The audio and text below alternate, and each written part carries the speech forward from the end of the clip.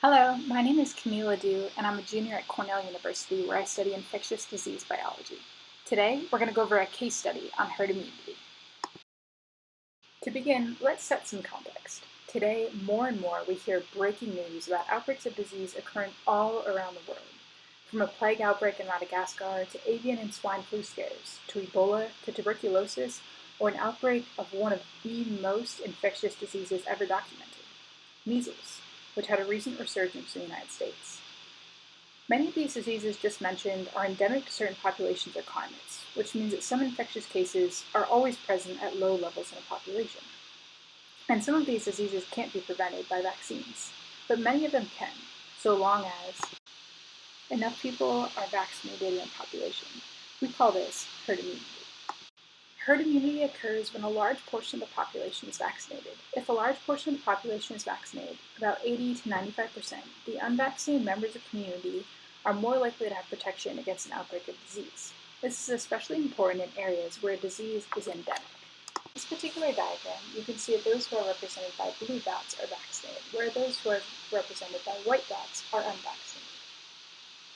Some examples of people in a community that would be unvaccinated could include very young people, immune-compromised, or those who are elderly. It's worth remembering that you can still develop an infection even if you have been vaccinated, but usually the severity and duration of the disease will be lessened. Vaccinations rely on the secondary response to confer immunity. The secondary response is stronger and faster than the primary response, and its immune protection also lasts longer. Herd immunity only lasts so long, however, and the duration of protection incurred by a vaccine depends on so many different factors, including how infectious the disease is, a person's genetics, as well as their nutrition.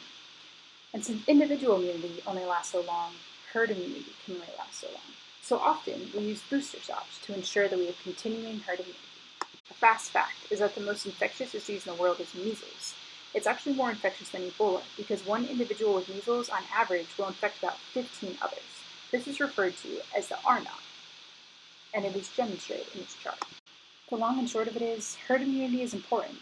It can help us make the world a safer, healthier place for everyone. It's also important to remember that even if a disease is noticeably present in a community or country, it's still imperative to vaccinate in our age of global travel. The long and short of it is, herd immunity is important.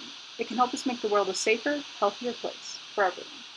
I hope this was informative. If you'd like more information on infectious disease biology or herd immunity, please feel free to check out the sources that I've listed.